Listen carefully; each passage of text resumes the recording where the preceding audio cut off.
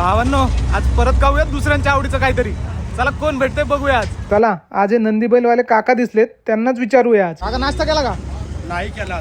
तुमच्या आवडीचं काय होतं? काय आवडतं तुम्हाला? मिसळ पाव कुठं भेटते? रोडच्या पाड्यात. चला खायला. चला.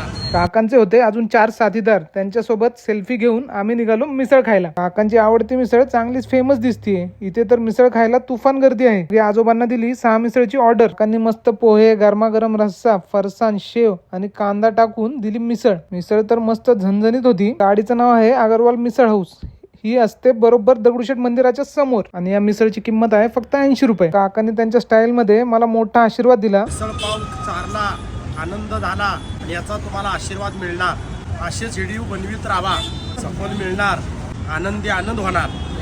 मग मी नंदीचा आशीर्वाद घेतला आणि एक मोठा आवाज दिला, जय श्रीराम. जय श्रीराम. मग सगळ्यांना टाटा करून मी चाललो घरी.